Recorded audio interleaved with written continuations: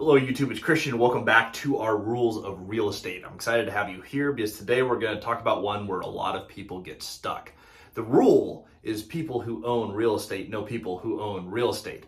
However, how does this help you move forward when you're buying real estate, especially in creative finance and relationship-based sales?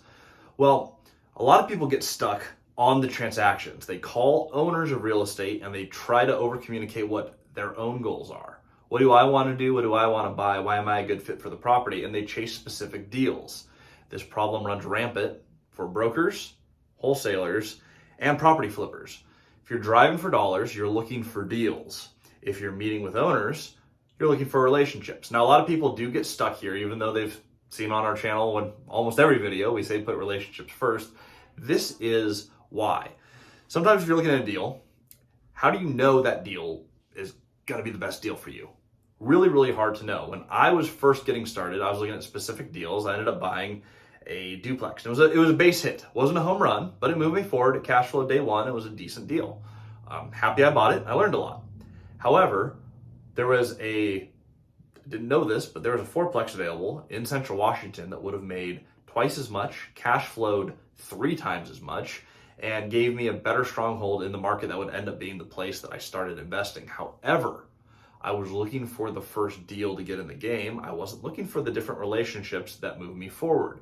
The first big relationship I had scaling me up in real estate was my business partner and channel partner, Cody Davis. See, he was 21 at the time, just closed on 30 units. I could have started with a building twice as big for about the same cost with a lot more cash flow had I invested in that relationship and listened to some of his ideas first. Now, if you are looking at scaling your portfolio, you want to do what Cody and I did. For a little bit of backstory, I started with 2 units, scaled to 4, and within a year of partnering with Cody, the two of us got a portfolio over 100 units. We're closing out a resort in the next couple weeks. We have a few more properties in the hopper that are really interesting opportunities. However, close your existing pipeline first before you take on new projects. Always focus on what you're doing. People who own real estate know people who own real estate. You close a deal, instead of looking for just the next deal, you just go meet new people. So meeting Cody Davis brought a few deals from his pipeline into my universe. We took them out together. Awesome. We scaled really quick. If you want to scale quickly and you want to use creative finance as a tool, just go meet people and that's it. I had a meeting, it was almost a year ago now, a gentleman out in Quincy, Washington. This is a practical application. He had a whole bunch of stuff and he would have sold me duplexes, portfolios of houses, a whole lot of stuff. Instead of trying to learn how to buy exactly what he wanted to sell that day, I just kept coming by his office every time I was in town, saying hello, got to know some of his friends who are now contractors of ours today, got to actually learn about his property management company. He used to do third-party management. Never would have known this, but he actually used to manage 2 of the buildings that we manage, and when we had plumbing problems on both of them, he knew how to solve it because he's dealt with that problem on that building before.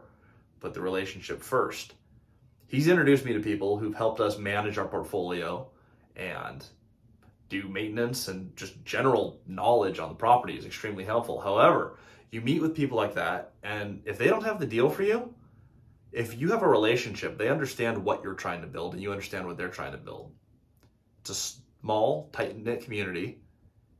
He knows other people in that market who are selling, who can be referred to me if I'm the right fit. And that's not going to happen if you don't have a relationship. If I went after his duplex, I could buy a duplex from him. However, build the relationship, you can buy a whole portfolio. Another piece of practical application, a gentleman named Gary, one of the first people that we bought from, one of the first mentors that we had who taught us how to play the game. When we were meeting with him early, he shared how to buy deals 0 down.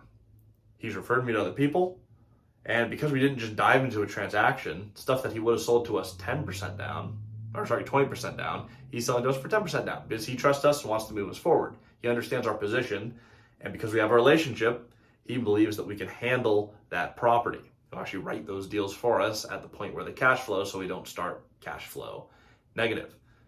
Really, really helpful. All this is getting more contacts in your universe. If you're trying to just understand them, you're going to ask questions like, how did you guys get started? When you first bought this property, instead of going, hey, I want to buy this, let's put it together and pushing for that sale, it's, hey, I'm trying to buy stuff just like this. How did you get started? You listen to their story. You learn how they did it. Then you ask a follow-up question, how do I apply that to what I'm doing? That's where you start to get creative. See, if you find a listed property online and you call about it and you say, hey, are you willing to seller finance? It's probably a no, or else they would have listed it as seller financing. However, if you've talked to them about how they've scaled, how they've grown their portfolio, they understand the position you're in, it's a lot easier to talk about creative terms. And if they can't do it, they probably know other people who could.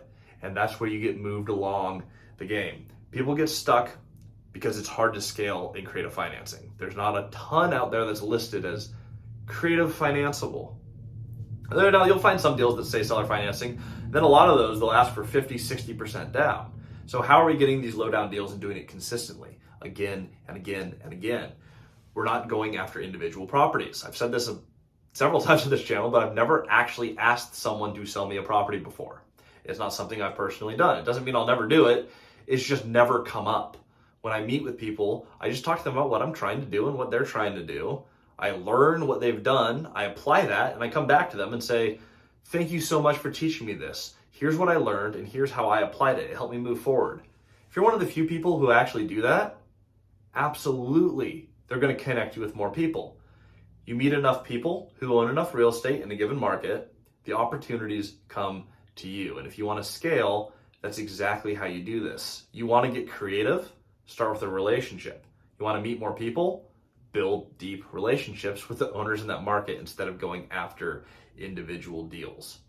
I have a few friends who wholesale, and they do really well. They actually make fantastic money. However, they own very little because they wait for the perfect deal, and the perfect deal doesn't exist, and they're looking for deals. Deal, deal, deal, deal. There's no actual, hey, let's go build a relationship, see how this fits into my pieces, meet other owners in the market.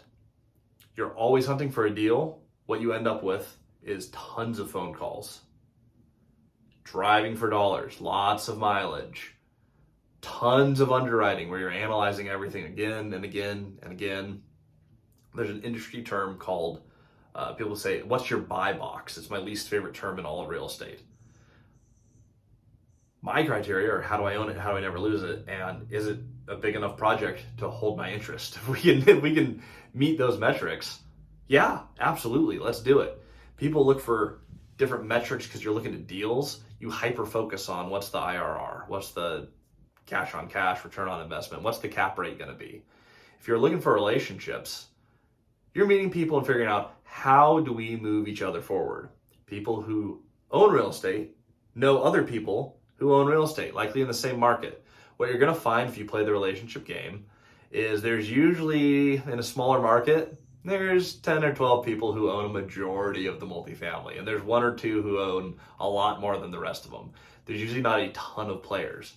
They all know each other, and it's an insider game. If you can come in and just get to meet a few of them, and you get your invitation to the club, you can start progressing extremely quickly.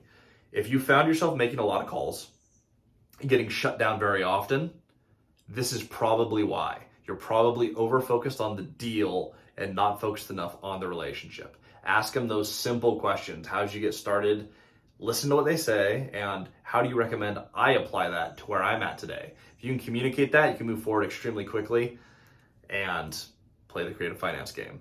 Again, I'm Christian. If you're one of the 27% who's watched all the way through the video, thank you. Like, subscribe. If you know anyone who's gotten stuck on this portion of real estate where they're not building their relationships, not getting introduced to more deals, go ahead and share this with them. I appreciate it. They will too.